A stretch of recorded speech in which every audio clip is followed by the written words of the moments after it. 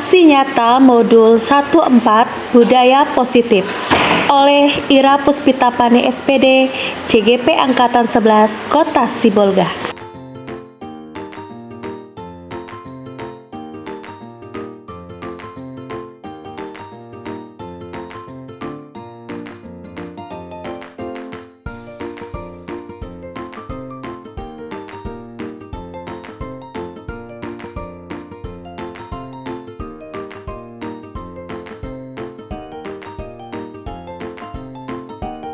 Assalamualaikum warahmatullahi wabarakatuh.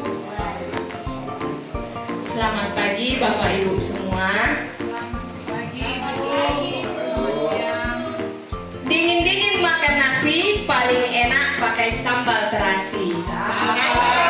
Sebelum memulai diseminasi, izinkan saya sapa dengan semangat pagi. Semangat pagi.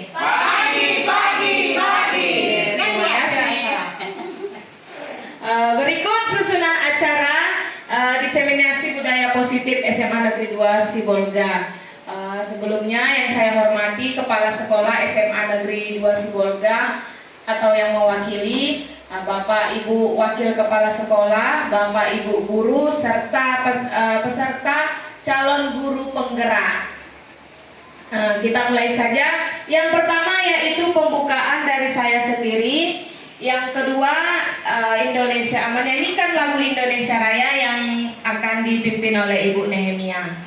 Kepada Ibu Nehemia kami persilahkan. Bapak Ibu dimohon berdiri.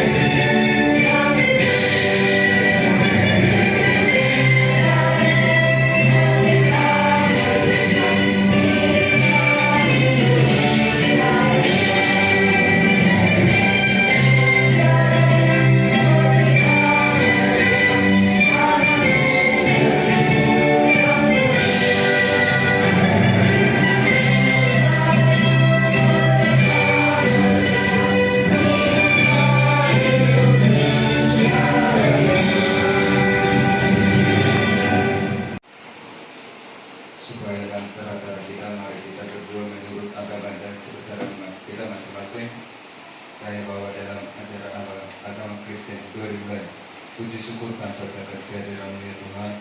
Di sini kami memulai aktivitas kami yaitu diseminasi calon guru penggerak yang dilaksanakan di SMA Negeri 2 Sibolga. Engkaulah yang Tuhan yang campur tangan mulai dari awal hingga berakhirnya acara kami di Tuhan. Ya Tuhan, berikanlah kepada kami kesehatan dan panjang umur ya Tuhan untuk bisa mencari tujuan kami sehari-hari. Banyak dosa yang kami perbuat Tuhan, karena itu kami melihat di hadapan-Mu. Terima kasih Bapa, terima kasih Yesus, amin. Puji syukur kita sampaikan ke Tuhan yang Maha Kuasa atas kegiatan kita yang diselenggarakan di sekolah kita oleh peserta guru penggerak dari SMA Negeri 2 Sibolga, yaitu diseminasi budaya positif calon penggerak, yaitu angkatan ke-11 yang sebelumnya sudah 2 orang menyelesaikannya, dan untuk berikut ini 4 orang. Mudah-mudahan dapat pelaksana dapat mengikutinya dan menuntaskan sampai selesai. Dalam kegiatan ini kita mendukung dari sekolah karena ini termasuk dari pengembangan keprofesionalisme dan berkelanjutan, yaitu PKB. Dan tujuannya di sana adalah untuk meningkatkan, untuk memajukan kinerja maupun kemampuan oleh guru. Dan diharapkan nantinya setelah selesai mengikuti kegiatan ini dan sudah disahkan menjadi guru penggerak, akan menjadi motivasi bagi teman-teman guru di SMA Negeri Sibolga dan membawa nama baik sekolah kita. Harapan kami ke depan, guru-guru penggerak semakin banyak, dan kami tahu bahwa guru penggerak itu untuk kegiatannya memang berat dan melaksanakan tugas sekaligus. Setelahnya di sini dua pekerjaan yang sekaligus saling tidak bisa dilepaskan. Maka dengan ini semoga Bapak Ibu pandai menggunakan waktu dan menggunakan fasilitas-fasilitas yang ada di sekolah dan selalu berkomunikasi dengan sekolah supaya keduanya berjalan dengan baik.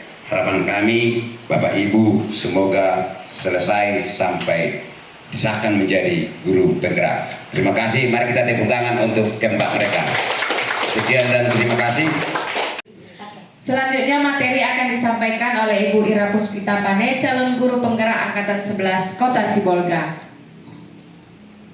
Bapak Ibu, kita sudah hadir di sini untuk melaksanakan diseminasi budaya positif SMA Negeri 2 Sibolga oleh CGP Angkatan 11 Kota Sibolga bersama saya Ira Puspita Pane. Oke, saya sapa dulu biar semangat. Semangat pagi!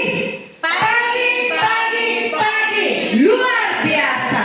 Terima kasih Bapak Ibu ya. Secara tidak langsung Bapak Ibu sudah membawa energi positif bagi saya. Ya, jadi senyum Bapak Ibu, sapaan Bapak Ibu, semangat Bapak Ibu itu juga salah satu budaya positif. Oke Bapak Ibu, kita akan mulai ya. Kita sudah saling kenal, kita langsung aja ke materi kita, yaitu ayo senyum 10 detik. Silakan semuanya berdiri dan saling berhadap-hadapan 20 detik. Maaf. Ayo senyum 20 detik dan saling berhadapan. Mungkin ya dari pagi kita sudah banyak beban, sudah banyak aktivitas, sudah banyak tugas, ya. Maka sekarang kita mau menunjukkan senyum terbaik kita. Oke, di sini ada hitungannya. Oke, ya. Dihitung mulai dari 20 ya. Senyum.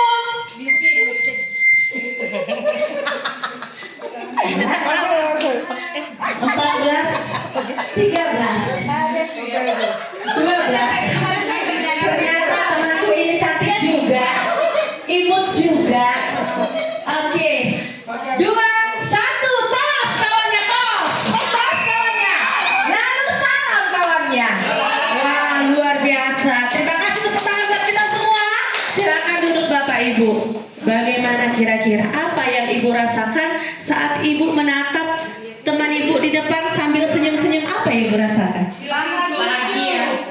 Bahagia. Oh, Ibu yang ini lain ini, agak lain Ibu yang ini. Ya bagaimana Bu? Lucu. Lucu. Bahagia, lucu. Yang satu lagi. Menggemaskan. Menggemaskan. Kira-kira Bapak Ibu ada tidak energi positif yang tertular? Yang tadinya capek, apalagi? Ngantuk, apalagi? Masak memikirkan PNM lah atau apalah tugas-tugas. Ya, di meja masih banyak koreksian yang belum dikoreksi, belum lagi di rumah.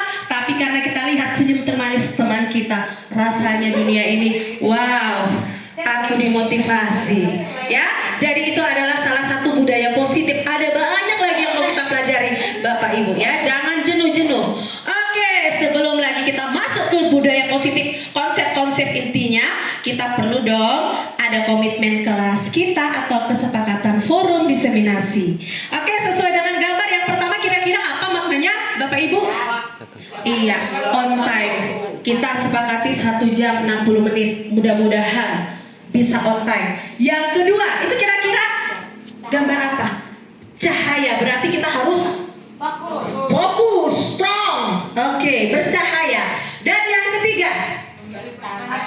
Iya, aktif, mau bertanya angkat tangan, mau permisi ke belakang juga angkat tangan, boleh. Lalu yang keempat, I'm sorry, kita harus silent handphonenya, ya. Boleh aktif datanya tetapi di silentkan. Dan yang terakhir, kita nanti aktif dalam diskusi, tanya jawab atau memberikan respon. Oke, sepakat kita Bapak Ibu? Terima kasih. Saya yakin ya kita masuk ke budaya positif. Kira-kira apa sih budaya positif itu? Ya, kira-kira menurut Ibu apa sih budaya positif? Budaya positif adalah budaya yang sudah kita jalani atau kebiasaan-kebiasaan yang sudah ada di sekolah, di rumah, atau di masyarakat. Bagus sekali. Nilai-nilai positif, nilai-nilai baik yang sudah kita lakukan, ya, baik di sekolah maupun di masyarakat. Lalu kita lihat di sini, ya, budaya positif di sekolah nilai-nilai. Ada keyakinan-keyakinan, ada kebiasaan-kebiasaan bagaimana siswa itu bisa berkembang menjadi pribadi yang berkarakter. Apa saja contoh karakter itu? Contoh-contoh karakter yang di SMA Negeri 2 lah dulu, sekolah kita tercinta ini.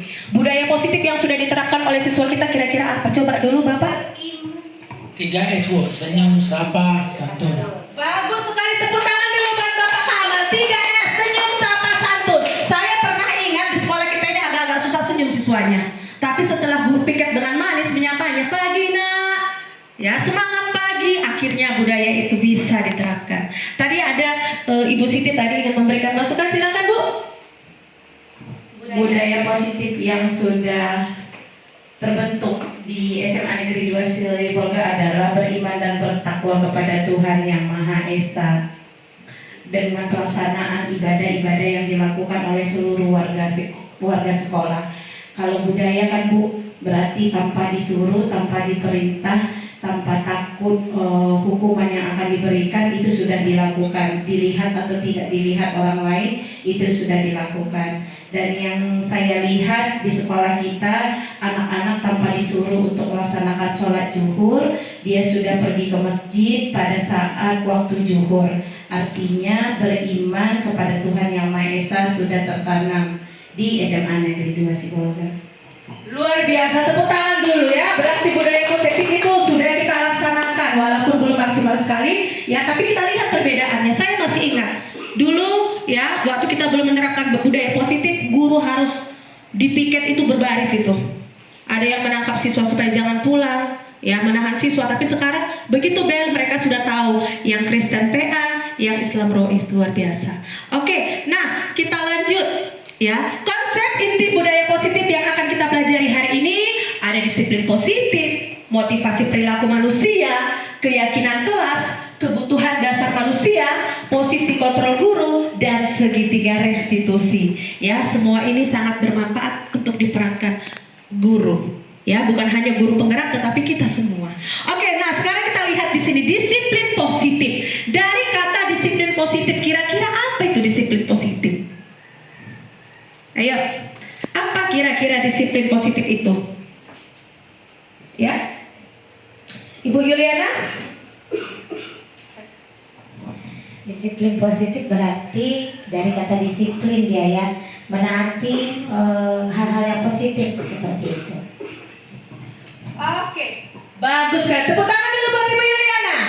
Iya, jadi disiplin ya. Disiplin positif adalah ya suatu cara penerapan disiplin yang mengajarkan siswa untuk bertanggung jawab terhadap diri dan lingkungannya. Ada kesadaran diri yang tumbuh secara internal. Bapak Ibu, jadi kesadaran diri itu tumbuhnya secara internal dari hati. Tapi kalau kita suruh-suruh, nah pergi PA, nah Rois kamu sana. Kalau kita masih suruh-suruh berarti itu masih eksternal. Ya, dia masih memerlukan sesuatu dari gurunya. Biar dilihat guruku aku baik, pergilah aku. Bukan dari internal. Kalau dari internal begitu beltap langsung menuju lokasi, menuju TKP. Nah, sekarang apa sih tujuan disiplin positif ini? Kenapa kita harus melaksanakannya? Nah, di sini jelas bahwa tujuan dari disiplin positif adalah menanamkan motivasi kepada peserta didik kita, sehingga mereka bisa menjadi orang-orang yang bermanfaat dan orang-orang yang bernilai.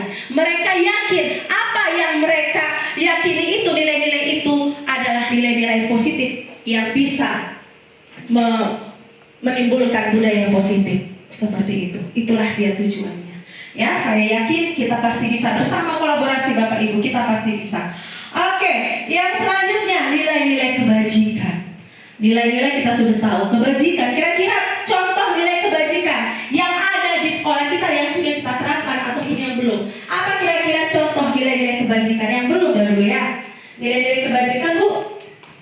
Nilai-nilai kebajikan di sekolah kita disiplin. Bagus sekali, disiplin. Ibu Eka? Patuh. Patuh, bagus sekali. Ibu Yuni? Iya, mohon maaf ya lagi batuk. Oke, Ibu Eka? Saling menghargai dan menghormati.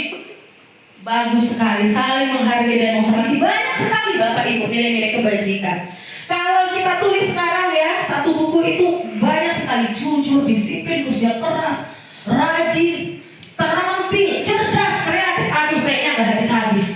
Tapi bagaimana kita mengaplikasikannya? Bagaimana kita menerapkan kepada peserta didik kita? Ya. Nah, nilai-nilai kebajikan ada banyak sekali. Saya ambil beberapa contohnya di sini, yaitu masalah kedisiplinan waktu. Ya, ada kedisiplinan waktu, ucapan salam. Kalau ucapan salam itu masuk nilai kebajikan apa Bapak Ibu? Kalau anak didik kita mau mengucapkan salam sama kita. Iya, bagus sekali. Saling menghargai. Ya. Lalu di sini dikatakan bicara sopan. Nilai apa kira-kira yang dilakukan ketika dia berbicara sopan? Permisi Bu. Iya, bagus. Akhlak mulia. Bagus sekali ya. Lalu yang berikutnya, ini ada banyak ya. Kalau saling kerjasama kira-kira nilai apa yang ada? Gotong royong. Bagus sekali, gotong royong. Tepuk tangan dulu buat kita semua. Luar biasa, mantap-mantap semua. Oke, semua nilai kebajikan itu yang banyak itu yang tidak bisa saya sebutkan satu persatu. Tidak cukup slide-nya untuk 1 jam. Jadi saya tadi mewakili beberapa nilai. Semua itu sudah dirangkum dalam profil belajar Pancasila. Semenjak kita masuk kurikulum Merdeka, kita sudah belajar mengenai profil belajar Pancasila. Inilah nilai-nilai itu. Oke, sekarang Bapak Ibu, saya di sini ada sediakan sticky note. Ya, di sini saya minta ada 5 kelompok yang akan membahas mengenai nilai-nilai. Ya, kelompok berpasangan saja. Oke, silakan masing-masing kelompok dari sini tuliskan sikap siswa yang memiliki beriman dan bertakwa kepada Tuhan Yang Maha Esa. Bikin aja contohnya 1 atau 2 saja. Ya, di sini nilai mandiri. Nah, di sini nilai bernalar kritis, sesuai ini dengan orangnya yang bernalar kritis. Oke, yang ini kreatif. Nah, kreatif. Kira-kira contoh kegiatannya apa yang kreatif? Lalu di sini bergotong royong. Kira-kira apa contohnya? Boleh 1 atau 2 kegiatan saja. Ya, boleh 1 atau 2 kegiatan saja supaya kita bisa lihat mana sih nilai kebajikan yang sudah kita lakukan di sekolah kita. Apa yang sudah berhasil dan apa yang perlu dikembangkan, yang perlu direvisi, yang perlu diinovasi. Nah, kita sudah melakukan panel karya, ya. Oke, ada kelompok yang sudah selesai? Ya, ini kelompok 1 semangat kali. Ya. Soalnya pengantin baru ini dua-duanya. Oke, ya.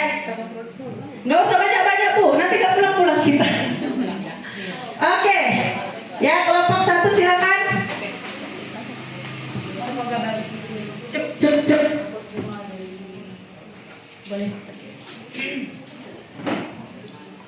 Baik, yang pertama itu adalah memulai dan menutup pelajaran dengan berdoa.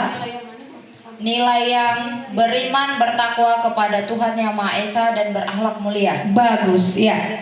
Ada 2 Bu. Ada 2. Yang pertama, Saya ulangi ya Bu ya. Iya. Yang pertama itu adalah memulai dan menutup pelajaran dengan berdoa. Yang kedua itu adalah menjalankan ibadahnya sesuai dengan waktu, sesuai dengan agamanya masing-masing. iya bagus, sudah terlihat nilai-nilai itu. Tepuk tangan dulu buat kelompok 1. Luar biasa ya, dibuktikan bahwa calon pengantin itu luar biasa. Kelompok 2, nilai apa tadi Bu? Silakan. Oke, terima kasih. Kelompok 2 nilai mandiri ya. Iya, nilai mandiri. Dalam pembelajaran, siswa mengerjakan tugas secara mandiri. Bisa melihat video YouTube, Google, dari buku bacaan dan lain-lain. Bagus sekali. Tepuk tangan dulu buat kelompok 2 ya. Nilai kemandirian. Kita memberikan penugasan kepada siswa. Ternyata siswa sudah bisa mencari. Kira-kira materi ini saya ingin lebih paham. Saya lihat dari YouTube. Saya lihat dari Canva. Ya, sekarang sudah banyak aplikasi-aplikasi yang mendukung pembelajaran. Oke, kelompok 3 ini, kelompok kreatif ini. Kelompok kreatif. Ya. Kelompok kreatif nilainya itu seperti siswa membuat pot bunga dari barang-barang bekas seperti dari botol aqua, jadi berguna, bisa digunakan lagi. Bagus sekali. Tepuk tangan dulu buat kelompok 3. Salah satunya waktu fashion show kemarin ya, daur ulang. Kita sudah menampilkan sesuatu yang luar biasa. Ya, itu salah satu nilai kebajikan di bidang kreativitas. Oke, kelompok yang berikutnya, kelompok 4. Nilai kebajikan yang diberikan kepada kami adalah bernalar kritis. Contohnya yang sudah dilakukan oleh peserta didik baik di dalam kelas maupun di luar kelas adalah yang pertama, rasa ingin tahu dari peserta didik. Yang kedua adalah membaca dan menganalisis terlebih dahulu sebelum mengucapkan sesuatu dan melakukan sesuatu. Yang ketiga adalah terlihat dari peserta didik dalam mengambil suatu keputusan. Contoh misalnya ada kasus nih di dalam kelasnya, ada 2 orang temannya itu berantem atau bertengkar, tidak langsung mengambil keputusan dan menyatakan bahwa yang ini bersalah, yang ini yang menjadi korban, tetapi menganalisisnya terlebih dahulu, mencari tahu, kemudian menanyakan kembali kepada 2 orang yang sedang mengalami kasus sehingga bisa mengambil suatu keputusan. Itu menurut kami Bu yang sudah jalan di SMA Negeri 2 Sibolga. Oke, bagus sekali, sangat mencerahkan. Kita tepuk tangan dulu buat kelompok 4. Ya, benar. Jadi siswa kita sudah bisa menganalisis Bapak Ibu, memahami dan menganalisis. Ya, itu salah satu ciri bernalar kritis. Oke, kelompok terakhir yang lebih dahsyat lagi. Ya, kelompok terakhir. Nilai-nilai gotong royong yang sudah terlaksana di peserta didik SMA 2 Negeri Sibolga, yang pertama adalah mereka sudah melaksanakan piket kelas sesuai dengan jadwal mereka masing-masing. Iya. Yang kemudian kedua, mereka sudah menyelesaikan diskusi kelompok yang diberikan oleh guru mereka dan diselesaikan dengan tepat waktu. Oke, bagus sekali. Tepuk tangan buat kita semua, Bapak Ibu, luar biasa. Oke, tadi sudah budaya positif, disiplin positif. Sekarang motivasi perilaku manusia. Bapak Ibu, saya yakin kita adalah guru-guru yang disiplin. Ya, saya pernah lihat Pak Kamal masuk kelas belum bel. Ya, belum bel udah duluan dari kelas. Luar biasa. Tepuk tangan dulu buat Pak Kamal. Kira-kira Pak Kamal apa motivasinya Bapak cepat datang ke kelas? Bahkan sebelum bel Bapak sudah masuk. Apa motivasi Bapak? Mohon izin Bu, motivasi saya adalah untuk membawa perubahan di mana segala sesuatu hal yang baik itu saya tidak perlu penilaian, penghargaan untuk saya, tapi untuk membawa perubahan ke hal-hal yang lebih baik lagi Bu. Terima kasih. Tepuk tangan dulu buat Bapak Kamal. Bapak Ibu, ketika saya tampil rapi dan cantik ke sekolah, kira-kira apa sih motivasi saya? Jangan-jangan supaya ada seseorang yang tatapannya sama saya semakin nyaman atau bagaimana ini sebenarnya? Iya, kira-kira menurut Bapak Ibu, kan kita semua selalu ingin berpenampilan rapi, manis, elegan di depan siswa. Kira-kira apa sih tujuan yang mendasari itu? Ibu Suci? Ibu Suci selalu tampil modis, cantik dan luar biasa. Keren. Kalau menurut saya ya Bu, tampilan menarik, rapi, elegan di hadapan siswa, memang kita layaknya seorang guru memang harus seperti itu. Karena guru itu adalah gugu dan ditiru. Gugu dan ditiru. Itu saja dari saya kembalikan. Iya, tepuk tangan dulu buat ibu model kita ya. Guru, gugu dan ditiru, tapi tetap harus sampaikan sama siswa ada batasannya. Kalau ibu berlipstik nak, kamu belum bisa ya nak, tunggu dulu nanti dapat gaji dari pemerintah ya nak, atau dari perusahaan seperti itu. Oke, bagus sekali Bapak Ibu, luar biasa ya. Nah, di sini motivasi perilaku manusia itu ada 3 Bapak Ibu. Yang pertama, kita baca dulu bersama dulu. Yang pertama, 2, 3 ya. Menghindari ketidaknyamanan atau hukuman. Jadi kalau datang Pak Kamal ke kelas supaya nggak dihukum oleh ibu kepala sekolah kita, berarti motivasi dia masih motivasi eksternal. Eksternal Bapak Ibu, ada embel-embelnya. Kayaknya ibu kepala sekolah kalau hari Senin cepatnya datang, cepatlah aku masuk kelas. Tapi kalau hari Sabtu agak-agak santai, lama aku. Nah itu eksternal. Lalu yang kedua, ya kelompok satu lah dulu. Kelompok satu dulu membaca yang kedua. 2, 3 ya. Agar mendapatkan imbalan atau apresiasi atau penghargaan. Iya, senang kali aku dipuji. Asal rapat nama gua aja disebut. Ibu Nur Hasanah itu kreatif kali, inovatif kali. Nah, kalau Ibu Nur Hasanah melakukan itu untuk mendapatkan apresiasi atau penghargaan, berarti masih eksternal. Ya, tetapi yang ketiga, kelompok terakhir dulu yang membaca, karena kelompok terakhir paling semangat ini tadi. Yang ketiga, 2, 3 ya. Untuk menjadi pribadi yang diinginkan, yang menghargai diri dan nilai-nilai yang dipercaya. Iya, aku seorang guru. Ya aku teladan dong. Tidak perlu harus mendapat pujian dari kepala sekolah. Tidak perlu harus dikasih sanksi. Aku melakukannya setulus dari hatiku yang paling dalam. Aku mendapat panggilan menjadi seorang guru. Inilah yang namanya motivasi internal atau intrinsik. Luar biasa. Ya, ini yang kita harapkan kita munculkan Bapak Ibu. Memang bisa sih supaya terhindar hukuman, dapat apresiasi bisa sih, tapi itu jangan jadi tujuan utama. Tujuan utama kita adalah internal. Saya bekerja adalah saya melayani Tuhan. Saya mendidik anak didik saya adalah saya melayani Tuhan. Jadi melayani Tuhan tidak mesti harus khotbah di masjid atau khotbah di gereja, tidak mesti itu. Dengan kita mendidik anak didik kita setulus hati, itu adalah pelayanan. Ya, luar biasa hari ini budaya positif kita. Nah, selanjutnya setelah kita sudah yakin dengan disiplin positif tadi, dengan budaya positif tadi, tambah lagi dengan motivasi internal. Sekarang kita lanjut dengan keyakinan kelas, karena kita mau mentransfer ilmu-ilmu yang kita miliki, karakter-karakter terpuji yang kita miliki, kita mau mentransfer ke peserta didik dengan membuat kesepakatan atau keyakinan kelas. Bapak Ibu, kira-kira keyakinan kelas itu apa? Ya, Ibu Nur Hasanah, keyakinan kelas Ibu. Saya lihat di kelas Ibu mantap keyakinan kelasnya. Ya, desainnya pun keren. Bagi saya keyakinan kelas itu adalah hal-hal positif yang dipercayai atau yang diyakini yang harus dilakukan di dalam kelas. Luar biasa, Tepuk tangan dulu buat Ibu Nur Hasanah. Iya, seperangkat nilai yang disepakati bersama. Ingat Bapak Ibu, bersama. Kita sebutkan dulu sama-sama. 2, 3 ya. Bersama. Ya jujur aja Bapak Ibu, sebelum saya masuk CGP, saya bikin peraturan. 1, tepat waktu. 2, jaga kebersihan. Saya sendiri. Akhirnya apa ya? Siswa melakukannya karena eksternal. Sekarang bagaimana kita menimbulkan ya motivasi internal siswa itu ya? Kita membuat kesepakatan. Apa kira-kira nak? Bu, bawa handphone lah Bu. Oke, boleh.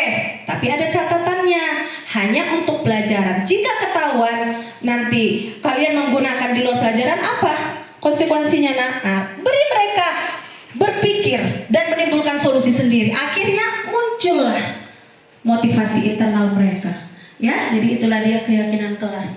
Nah, inilah contohnya. Saya sudah lihat di beberapa kelas ya, hampir semua kelas keyakinan kelasnya sudah bagus, tinggal kita laksanakan. Ya, setiap anggota kelas perlu belajar, senang, melaksanakan tugas, saling menghargai, aman. Ini adalah bahasa dari kesepakatan bersama Bapak Ibu. Bukan guru, bukan hanya guru yang menentukan. Ya, masing-masing nanti silakan tulis kesepakatan apa yang menurut kalian yakini kita terapkan sebagai budaya positif. Mereka akan tulis, gunakan kalimat positif. Nah, ini dia contohnya. Ya, selalu bersikap positif, percaya diri, meyakini bahwa penting menghormati, berarti dilarang bully diganti menjadi saling menghormati. Supaya apa loh? Dilarang bully, jadi bully yang mereka pikirkan. Tapi kalau saling menghormati, oh iya, kami saling menghormati. Ya, jadi itulah dia keyakinan kelas.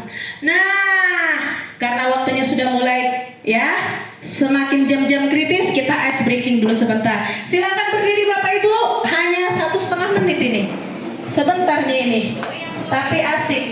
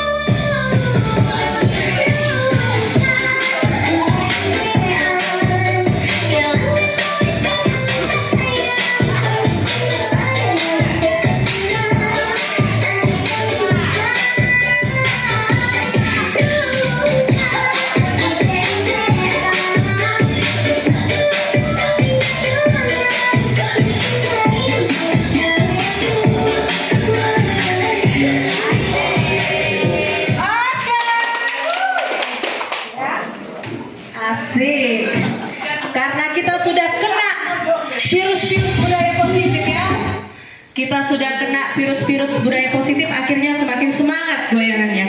Oke, Bapak Ibu, kita lanjut ya. Kita hipnotis dulu diri kita dengan semangat 3 kali ya.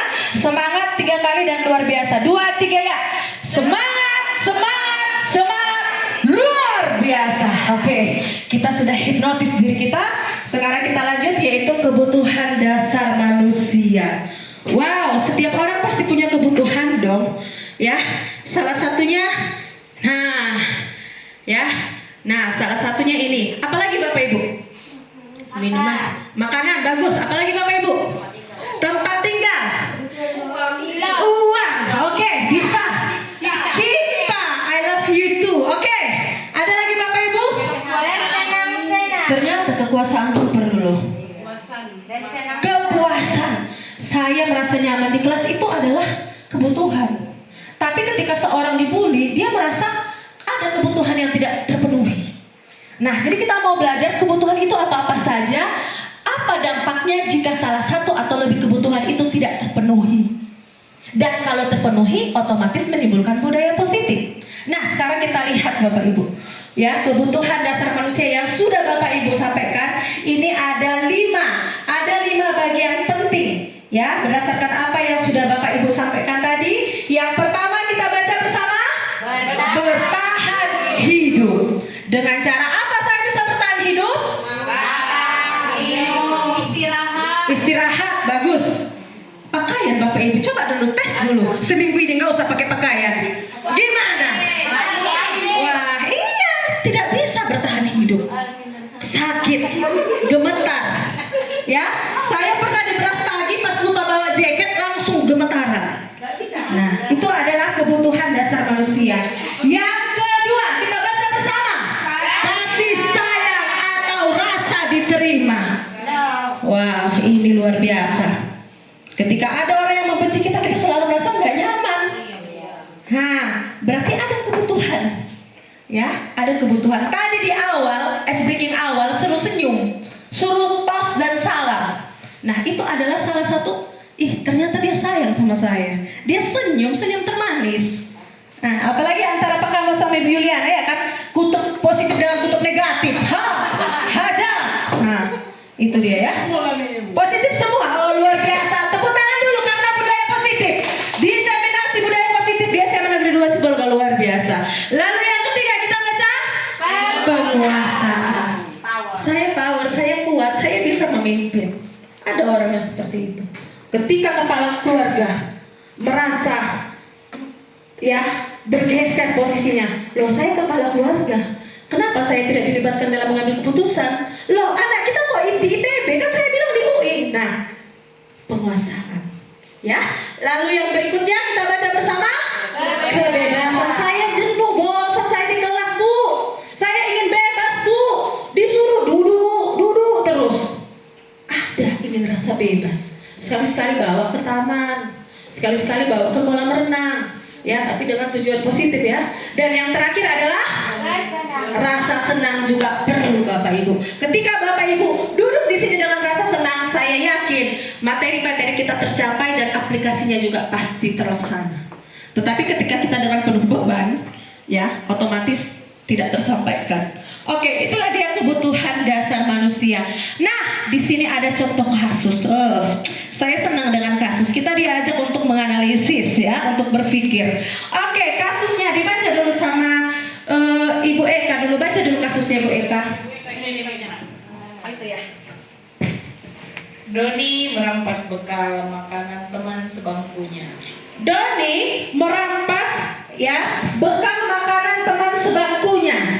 Anggap saja Mas Kamal adalah Doni dan Mbak Yuliana adalah teman sebangku. Oh, nggak terbalik ya? Doni yang merampas ya? Iya. Berarti Yuliana yang punya bekal. Mbak Yuliana lagi asik-asik mau makan, baru selesai berdoa nih. Baru selesai berdoa mau buka karet. Ya, action Pak. Terus Pak. Oke, dirampas. Kira-kira Bapak Ibu, kebutuhan apa yang tidak terpenuhi oleh Pak Kamal sehingga dia harus berebut makanan Ibu Yuliana?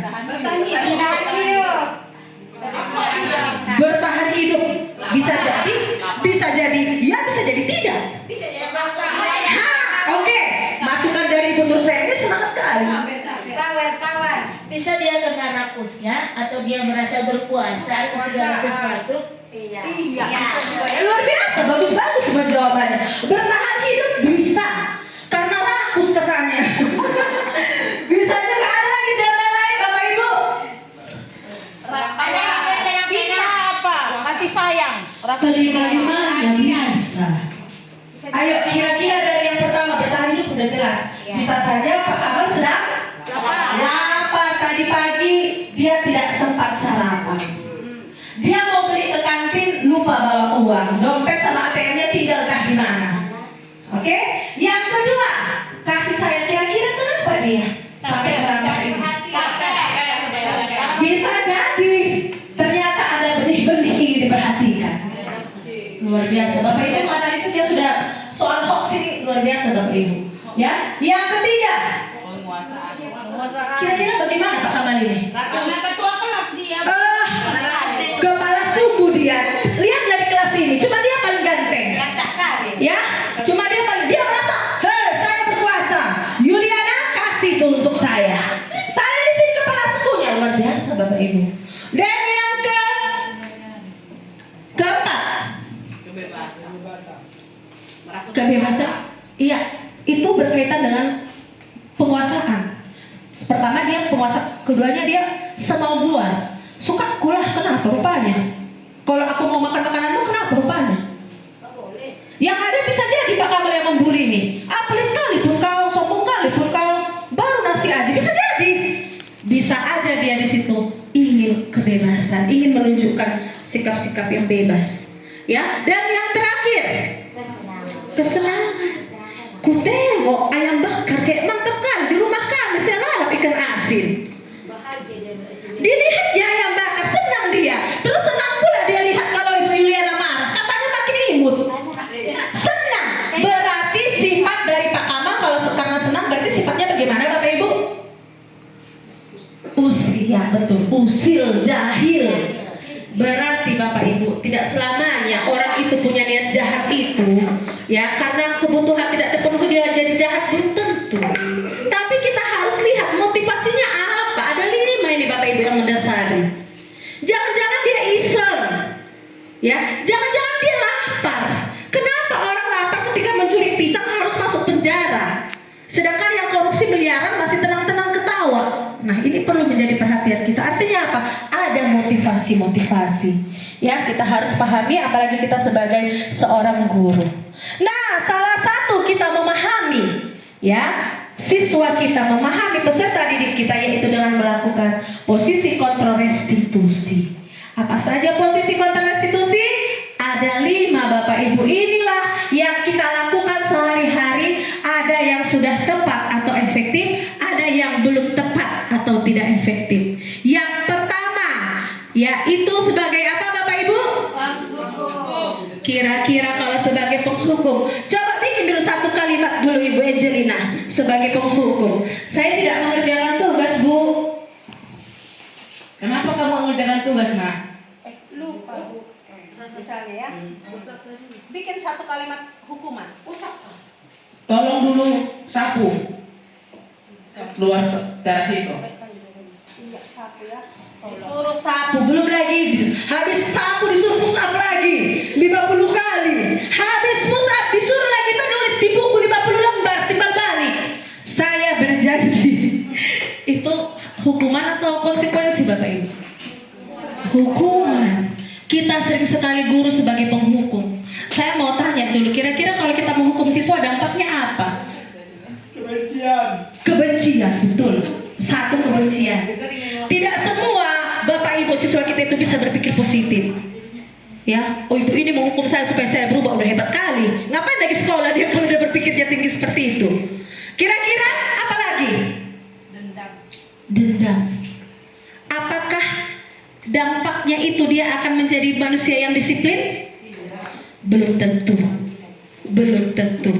Bisa jadi ya kalau sudah yang punya tingkat karakter yang tinggi lah itu. Ya belum tentu. Yang kedua, apalagi Bapak Ibu?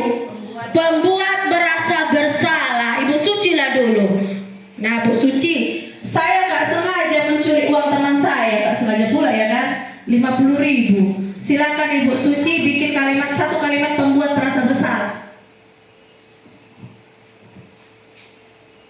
kenapa kamu curi uang kawanmu?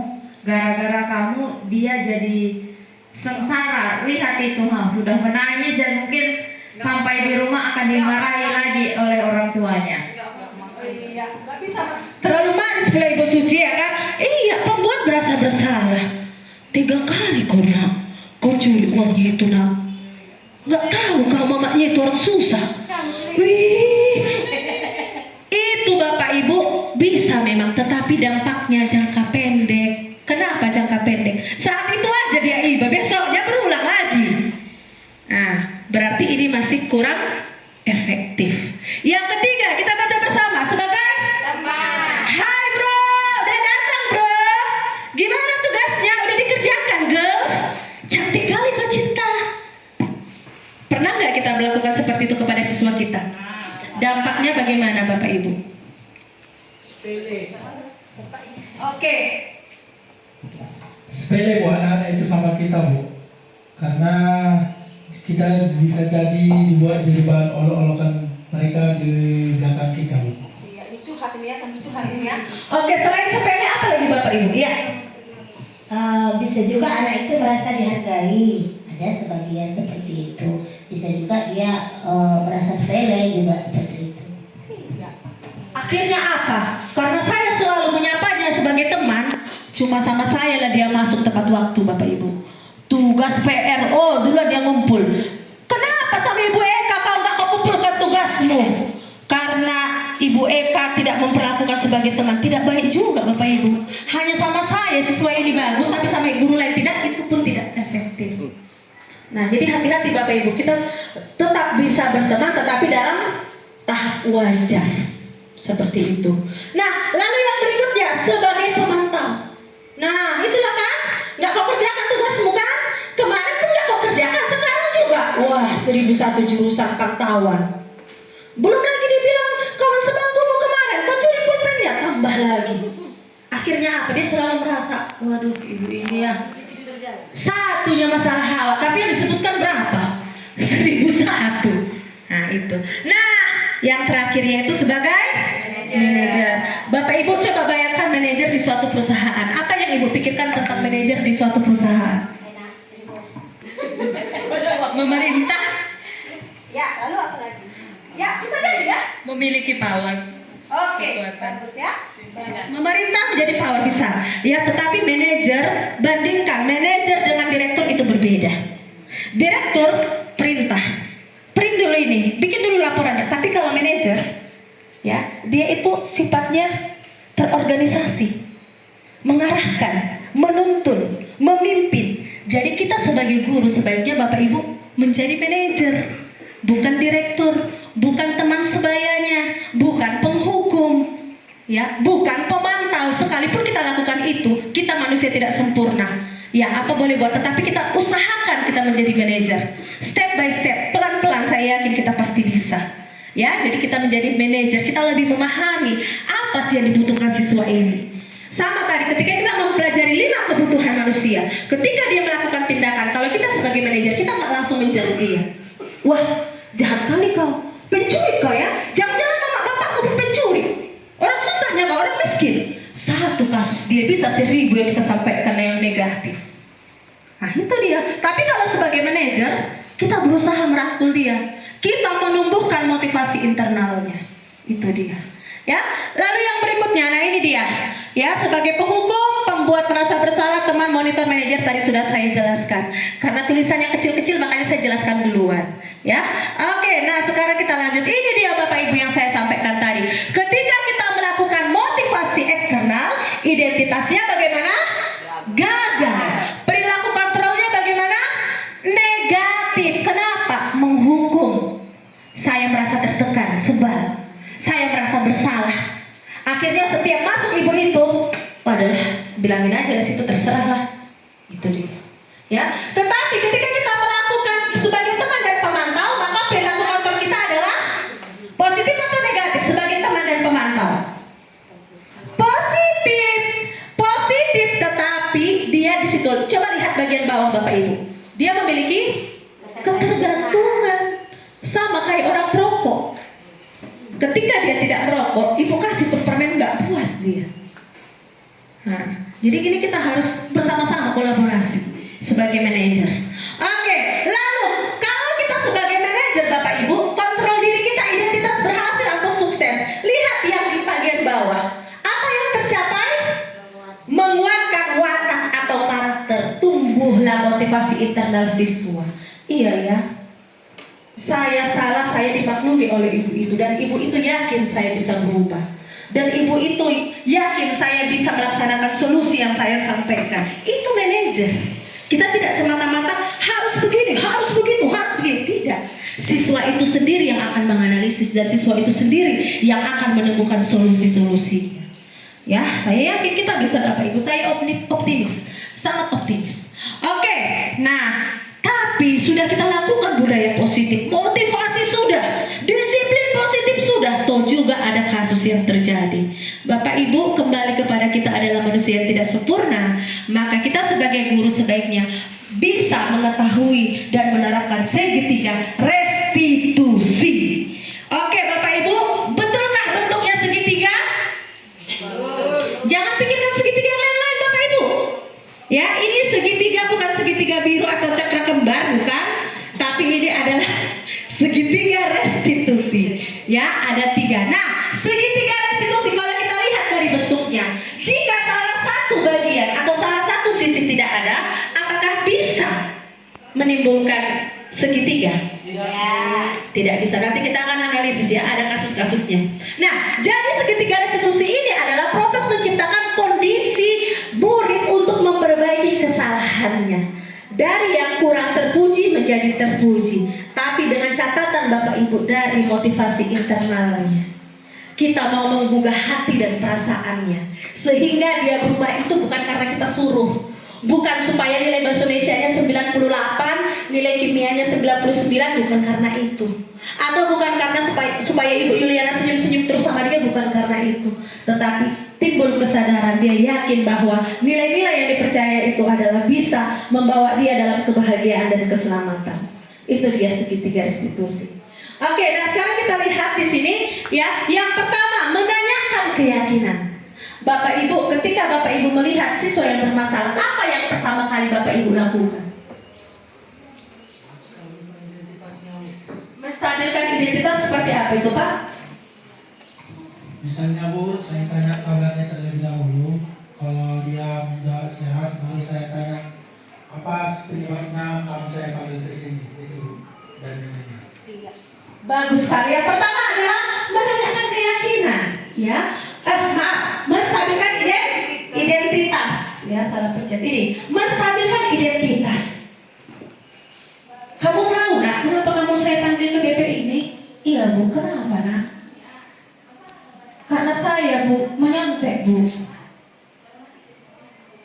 Menyontek? Oh, menurut kamu menyontek itu perbuatan apa? Stabilkan dulu, jangan-jangan menurut dia menyontek itu yang bagus, kreatif.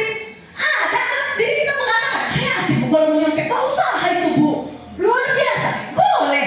Ketika siswa bilang seperti itu, apa yang kita lakukan Bu Suci? Berbagi itu indah katanya. Oh iya, berbagi itu indah. Kata Ibu merasa apa? Ketika siswa bilang, kreatif lah Bu, kalau bisa nyontek, inovatif, berarti jago saya. Apa jawabannya? Belajar juga. Meluruskan pendapat mereka bahwa itu adalah kegiatan yang negatif. Iya, bagus sekali. Meluruskan, tepuk tangan dulu buat Ibu Suci dan kita semua. Meluruskan, iya benar. Tetapi ketika kita meluruskan, ya itu masih motivasi eksternal, masih eksternal Ibu. Memang benar yang Ibu lakukan, betul. Tetapi masih eksternal, artinya dorongan kita. Dorongan dia gimana? Coba dulu kamu pikirkan nak. Si A belajar, si B tidak belajar, nilai si B lebih tinggi, ini tidak. Padahal usahanya luar biasa, ya. Padahal sebelajar-belajarnya ini pun belum tentu dia menjadi presiden dia, ya. Bagaimana kira-kira ya? Dia harus mengevaluasi dalam dirinya. Itu yang mau kita timbulkan. Evaluasi dalam dirinya. Jangan kita yang meluruskan, jangan. Sampai dia menemukan analisis, menemukan solusinya, dan dia juga komitmen untuk melaksanakannya. Itu dia segitiga restitusi. Yang kedua nanti validasi kebutuhan dan meyakinkan dan menanyakan keyakinan. Nah, menstabilkan identitas tadi sudah saya jelaskan. Nah, di sini ada kebutuhan. Iya. Setiap manusia ketika melakukan pelanggaran pasti ada kebutuhan yang tidak terpenuhi. Jangan langsung kita jahat. Kamu orang jahat. Sama saya senang sama Ibu Nurasana. Kemarin ada siswanya yang dalam tanda kutip ya negatifnya banyak sekali, tapi Ibu Nurasana masih bisa menemukan. Ternyata di balik positif itu ada positifnya. Iya, di balik negatifnya itu ada positifnya. Nah, coba kita lihat jelas. Berarti kebutuhan-kebutuhan yang tidak terpenuhi itulah yang mau kita analisis seperti itu. Dan menanyakan keyakinan. Kita langsung aja ke kasusnya Bapak Ibu. Ah, ini dia ini. Ya, nih. Tolong dulu dibacakan oleh Ibu Nursema, makanya semangat ini. Oh, Ibu Angel Purba. Kasus siswa menyontek saat ulangan harian pelajaran bahasa Indonesia. Seorang siswa yang bernama Gaston ketahuan melakukan kecurangan dengan menyontek pada saat pelaksanaan ulangan harian pelajaran bahasa Indonesia. Iya, ini dia skenarionya. Ketika kita menstabilkan identitas, iya, tidak ada manusia yang sempurna, nak. Artinya dia nggak langsung merasa saya adalah manusia paling berdosa sehingga dipanggil Ibu Ira. Yang biasanya Ibu Ira senyum, tiba-tiba matanya meratap. Enggak itu. Wah, ternyata Ibu Ira masih memahami. Iya, nak, yang kamu lakukan itu, ya, manusia tidak ada yang sempurna. Ya, nah jadi di sini katakan, ya, kamu sudah baik, kamu mau mengakui kesalahan, malah kita bilang dia baik. Bayangkanlah dulu. Sudah jelas-jelas dia menyontek, kita bilang lagi dia baik. Karena apa? Saya masih memberikan penghargaan bagi yang mau jujur. Kita beri penghargaan. Nilai-nilai kebajikan itu ada banyak, Bapak Ibu. Ya, yang terselubung itu kita munculkan. Supaya apa? Supaya dia merasa identitas dia itu ada. Saya dihargai. Saya seorang anak yang disayangi oleh guru saya. Ada identitasnya. Lalu yang kedua, validasi tindakan salah. Yang guru, ya saya sebagai guru lah dulu kali ini ya, bukan menggurui, tapi saya coba dulu skenario ini dan Bapak Ibu jadi siswa. Mengapa kamu menyontek? Karena kualitasnya begitu sulit. Jadi saya memutuskan dari jawaban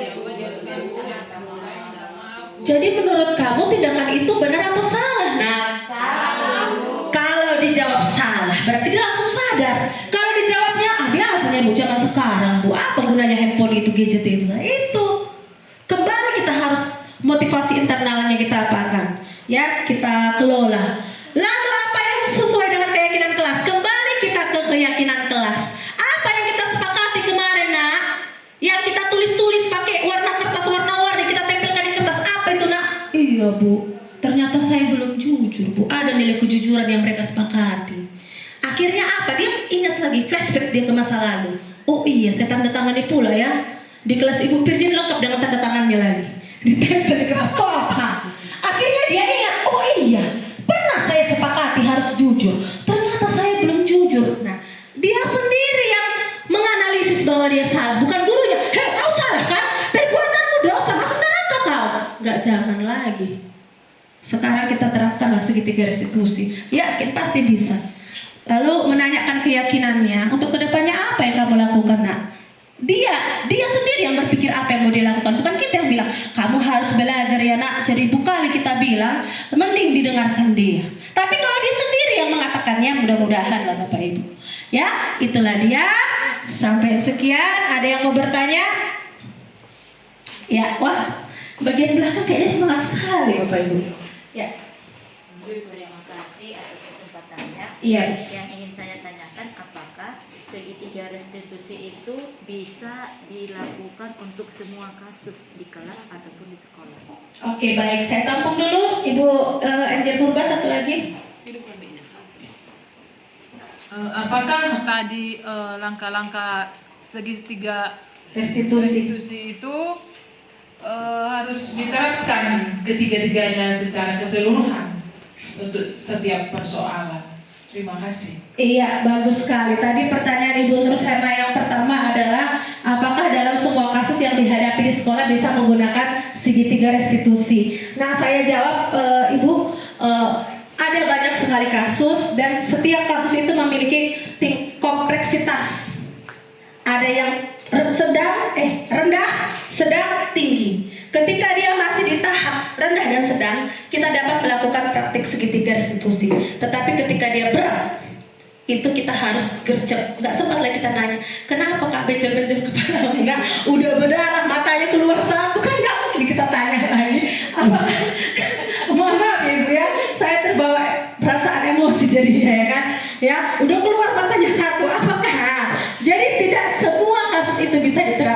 segitiga restitusi. Ya, yang tahap rendah sedang bisa. Tapi kan dalam setiap sekolah itu kan biasanya kalau kasus berat itu kan 1-2 Bapak Ibu. Ya, lebih banyak kasus sedang dan rendahnya seperti itu. Bagaimana Ibu Nur Sema, bisa berterima? Bisa.